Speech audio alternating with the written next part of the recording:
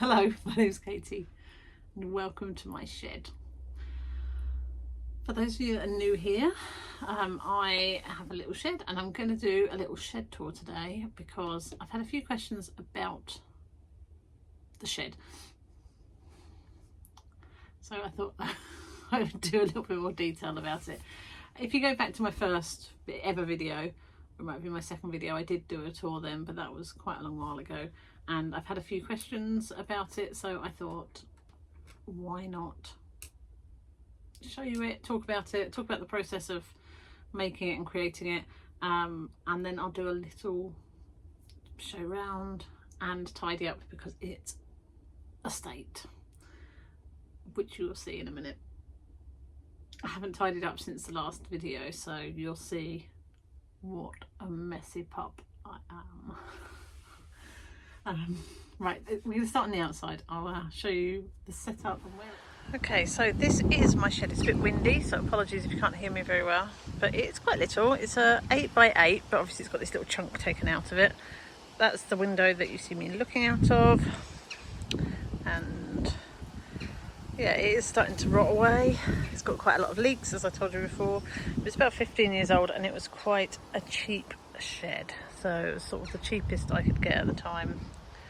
And then inside you can see what a mess it is.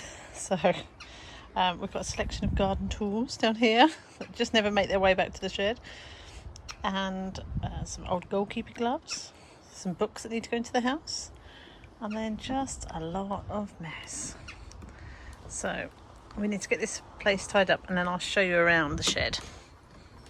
Okay, so just what we insulated it with. So it was a single, really sort of cheap shed, and then I got a load of polystyrene like packing that out of boxes from work and from down the allotment, and we packed it all out, lined it just with polystyrene, and then I got some ply, cut it all to size, and then lined it with that. And then the floor, I mean, it's extra insulation with all the dirt, but the floor has some of that sort of silver underlay for laminate, and then a cheap off-cut carpet over the top. So I'm going to start by tidying up the desk, and then we'll work our way around the shed.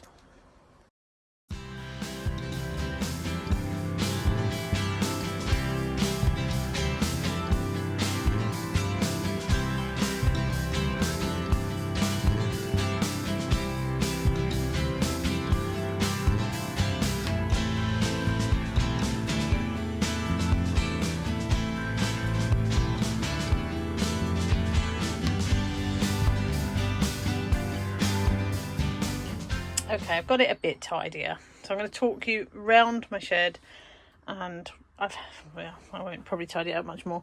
So I've got some bits here. Some of this is workshop things, so some workshop brushes and pencils that need to go back in the other shed. That is a sponge I use for cleaning the table, and some pencils which I like to keep out. And then this is the keep out all the time stuff. So pencil sharpener, this one, although it's a kid's one, best pencil sharpener I've had, from Tesco's, like £2.50. And then I've got some pens and pencils here, ones that I like to use all the time, some water, some spray, and some brushes and twigs and bits and bobs.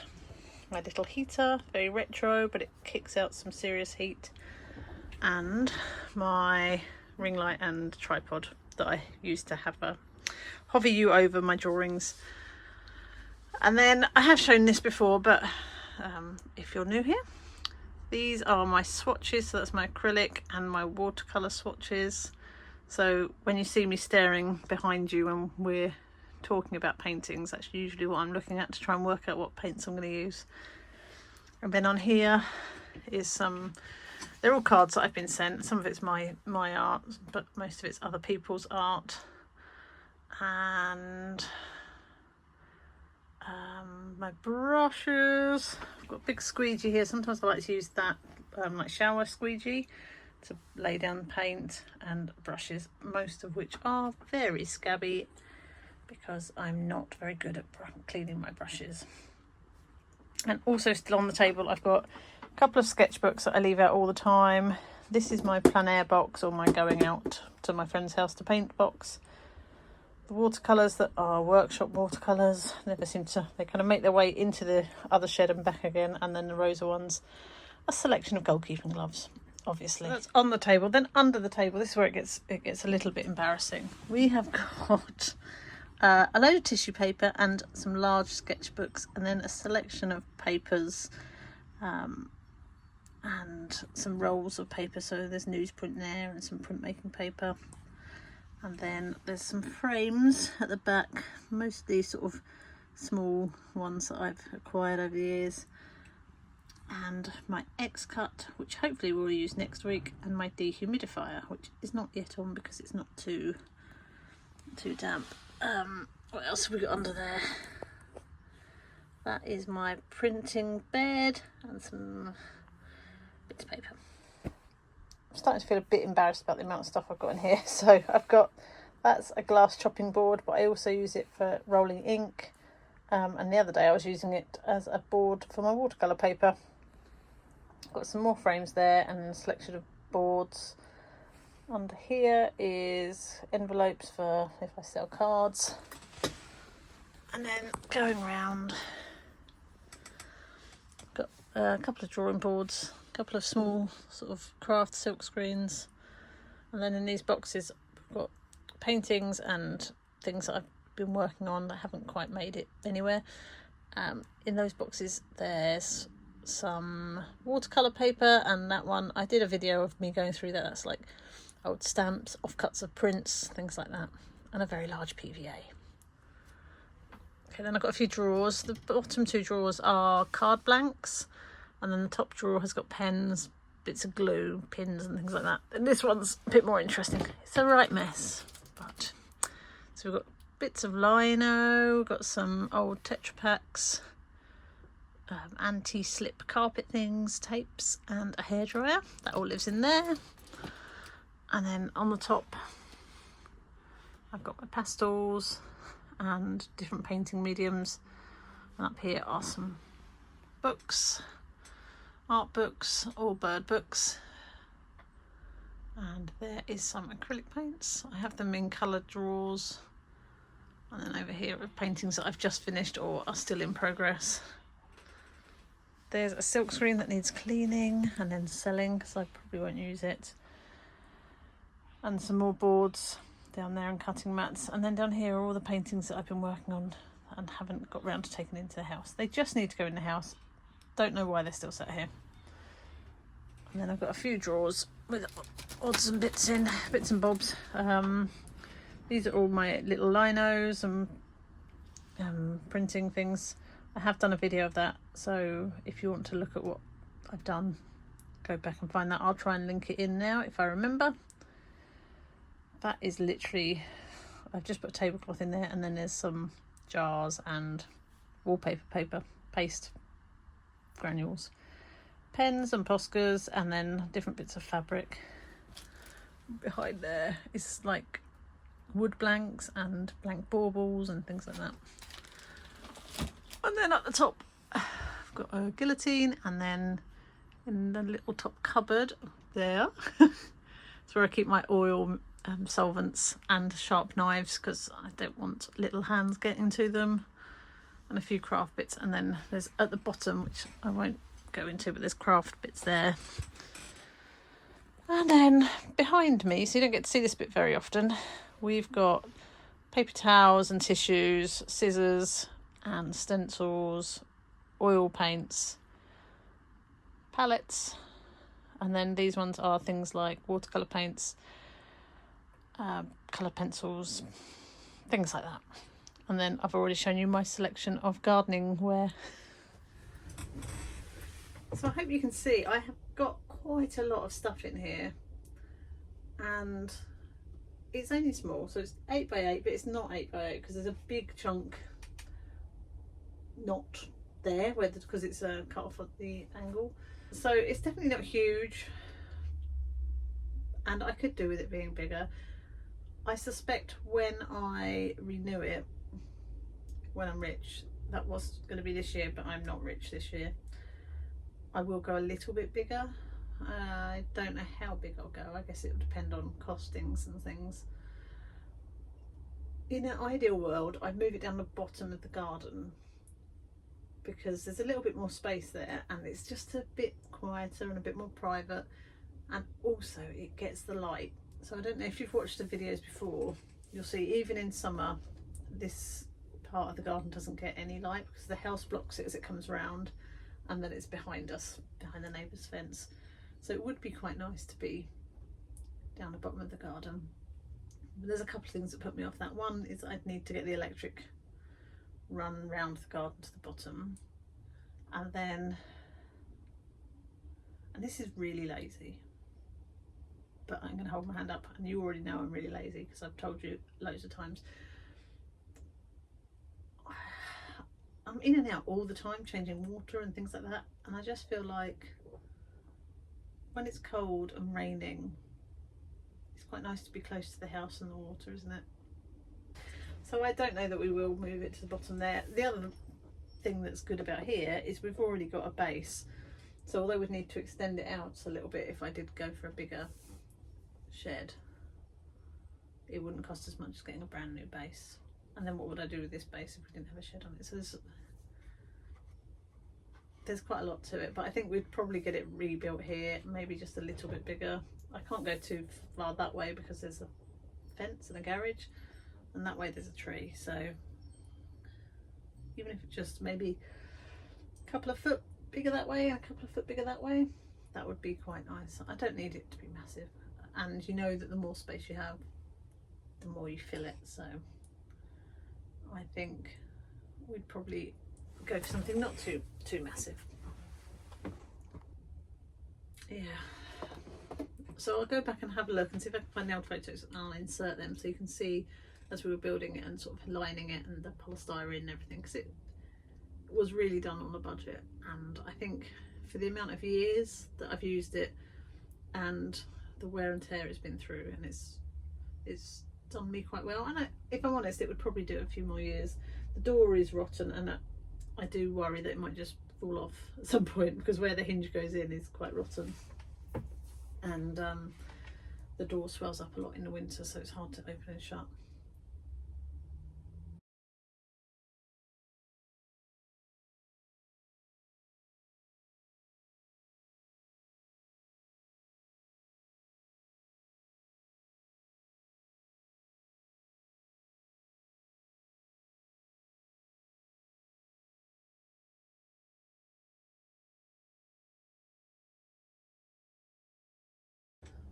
I haven't shown you in this video yet, I will do, it's quite leaky.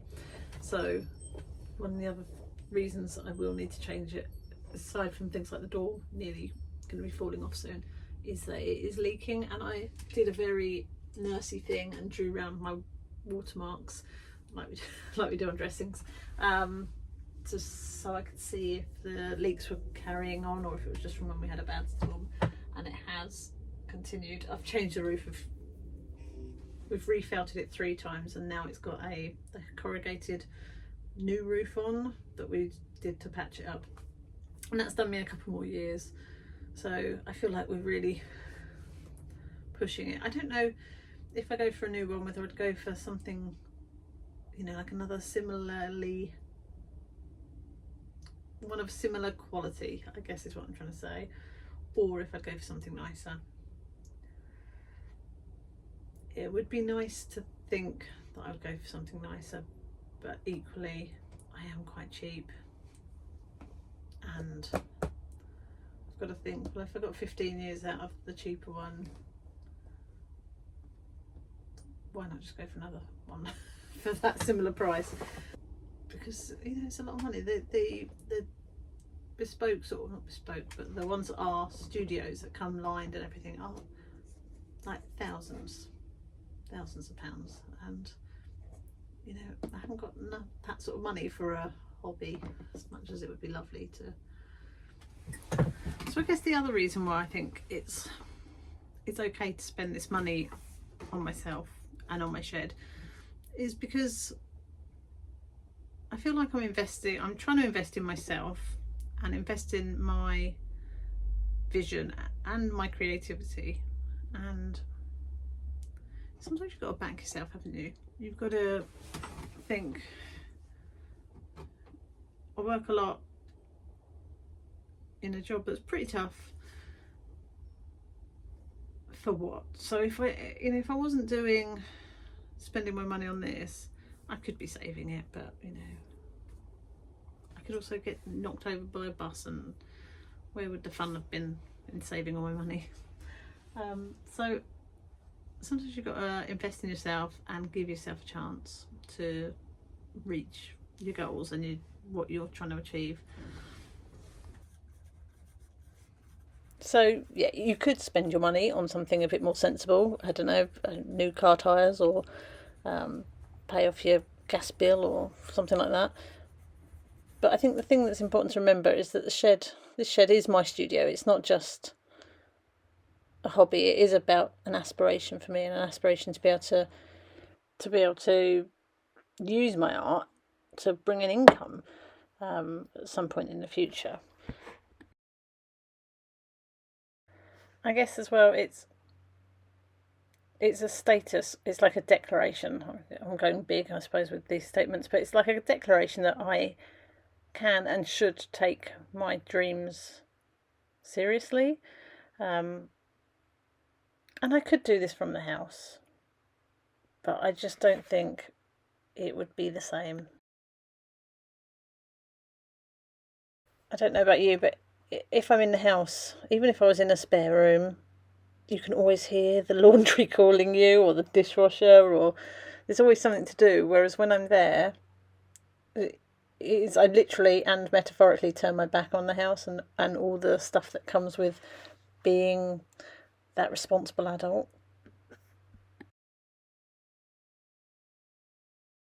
And this is going to sound really cheesy, and it is cheesy, but I think remembering and reminding yourself that being creative shouldn't be a luxury. It isn't a luxury. It shouldn't be. For me, it's about my emotional well-being and my mental health. And I guess it does feel indulgent, but I think it's important to remember that your own joy and your own well-being matters, and it's okay to prioritise yourself.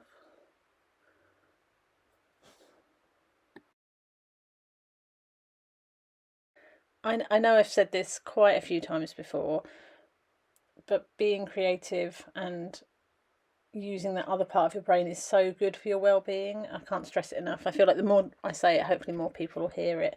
And it does feel appropriate to talk about it now, because I am preparing for the workshop this weekend on creative well-being. There's so much evidence that shows that using that other part of your brain helps you relax. It helps get rid of stress. Being creative shouldn't be about like being perfect. It should be about being curious and giving yourself permission to pause. And there was some research done by Anglia Ruskin University that showed that using arts and crafts not only helped improve your mental health, but it helped give like a sense of achievement. It helped you express your emotions, and even helped reduce loneliness. So it's not just like, I don't want to say it's like art therapy, but there is so much evidence to show that investing in these sorts of activities is really good for your overall mental health and well-being. I feel like I've just said that over and over again, but it's really true. And it's really affordable and accessible. So even if I'm buying my shed, and I did some maths on this a minute ago, and over the course of the 15 years that I've had the shed so far, it works out about £50 a year that I've spent on that, which is a lot cheaper than a gym membership. It's not going to get me skinny, but it might get me happy. So now you're just going to see me tidying up a little bit of a box, and then I'm going to prep for the workshop. So as well as doing all the little sketches and doodles as warm-up exercises, the artists coming to the workshop are going to be creating a canvas. So I have made a canvas which I'm going to share with them for inspiration, which they can use or not use depending on what they fancy.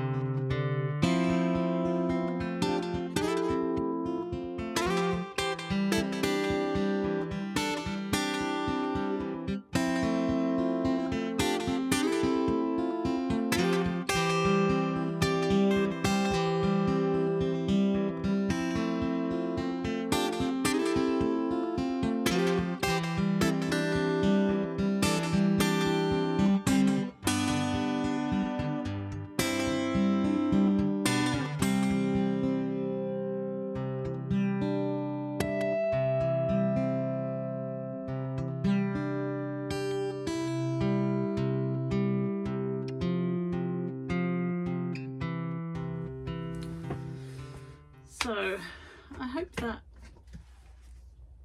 it's just been a chatty one, really, hasn't it? We haven't done a whole lot other than tidy up a shed, stick a few things in a scrapbook. What else have I done? And I've done the prep for the workshop. So we've got all the watercolour bits and bobs, and now the acrylic canvas, which is still a bit wet, so I won't pick it up. And actually, although that is relatively simple, I really like it. I'll show you with this one, but I like the fact that it draws you in. It feels like you're going on a journey, and for me, there's something really calm about it. We'll see if the people coming to the workshop feel the same. What I don't want is to feel like people are heading into the light or anything like that.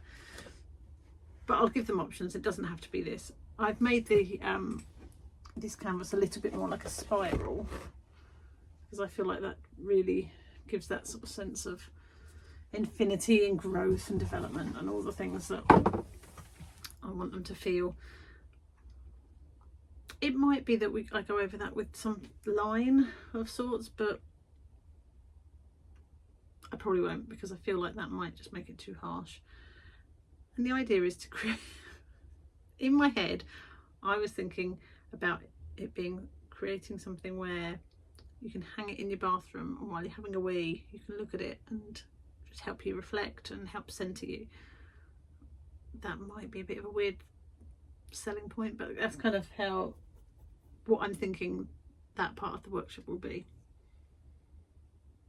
Because when you're having a wee is probably one of the best times for me, it's one of the only times I get to just chill for a minute, apart from when the cat then comes and sits on my shoulder or something. But can't help that, can we? Not in my house. Let's stay with this brush. I'll give that a wash. Anyway, thank you very much for joining me for this chatty one, and I hope it has given you a bit of an insight into why, for me, having this shed is such an important part of my life. And it's not, I don't want it to be considered a luxury. So yeah, that was the purpose of this video, as well as showing you around the shed and all those things. But so thank you very much for joining.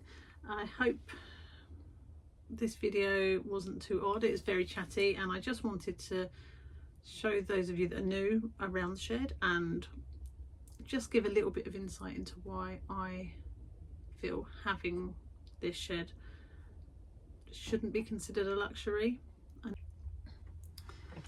yeah, so I don't want people to feel like having a space where you can go and focus and access that part of your brain shouldn't be considered a luxury. And I know